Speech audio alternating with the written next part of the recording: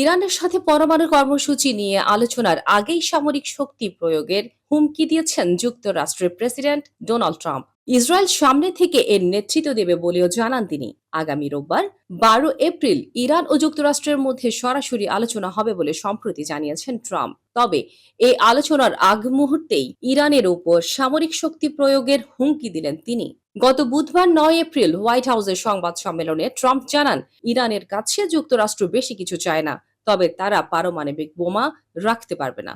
আর Tehran এতে অসম্মতি জানালে সামরিক ব্যবস্থা নেয়ার হুমকি দেন ট্রাম্প। ইসরায়েল এ সামরিক শক্তিকে নেতৃত্ব দেবে উল্লেখ করে ট্রাম্প বলেন, যদি সামরিক শক্তি প্রয়োজন হয় তাহলে আমরা তা অবশ্যই ব্যবহার করব, আর অবশ্যই ইসরায়েল এতে নেতৃত্ব দেবে। এদিকে যুক্তরাষ্ট্রের সঙ্গে সরাসরি আলোচনার বিষয়টি নাকচ করে দিয়েছেন ইরানের প্রেসিডেন্ট মাসুদ পেজেশকিয়ান। তিনি আরো জানান, ওমানের মধ্যস্থতায় পরোক্ষভাবে আলোচনা হবে।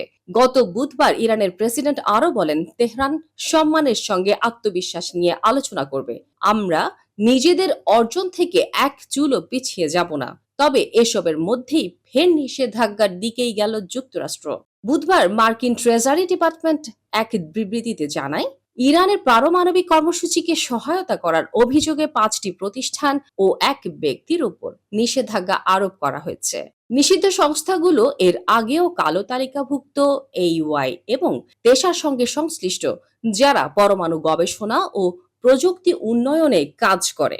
যুক্তরাষ্ট্রের অর্থমন্ত্রী স্কট বেসেন্ট জানান, ইরান যেন কখনো পারমাণবিক অস্ত্র তৈরি করতে না পারে, সেটাই তাদের লক্ষ্য।